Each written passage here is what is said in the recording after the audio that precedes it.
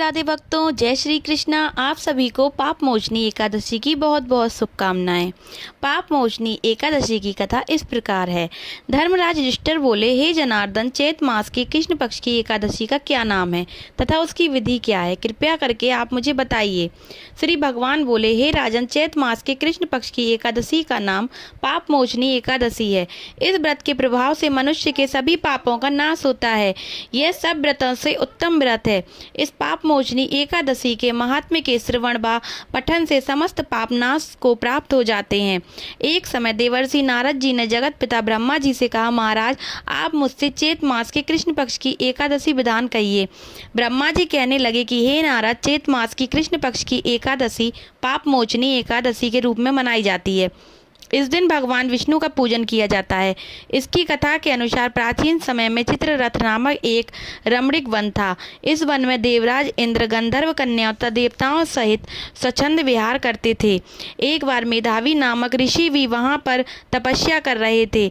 वे ऋषि शिव उपासक तथा अप्सराएं शिव द्रोणी अनंग दासी अनुचरी थीं।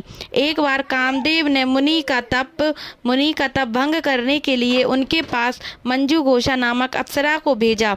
युवावस्था वाले मुनि अप्सरा के हाव भाव, नृत्य, गीत तथा कटाक्षों पर काम मोहित हो गए। रति क्रीड़ा करते हुए 57 वर्ष व्यतीत हो गए। एक दिन मंजू घोषा ने देवलोक जाने की आज्ञा मांगी। उसके द्वारा आज्ञा मांगने पर मुनि को भान आया और उन्हें आत्मज्ञान हुआ कि मुझे रसातल में पहुंचाने का एकमात्र कारण अप्सरा मंजू घोषा ही है। क्रोधित होकर उन्होंने मंजू घोषा को पिशाचिनी होने का श्राप दे दिया।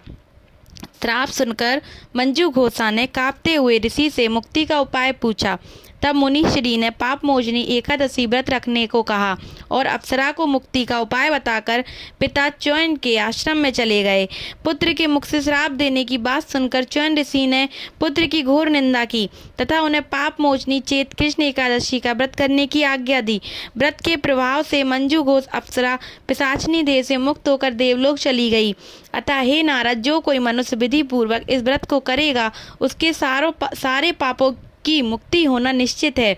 और जो कोई इस व्रत के महात्म को पढ़ता और सुनता है उसे सारे संकटों से मुक्ति मिल जाती है।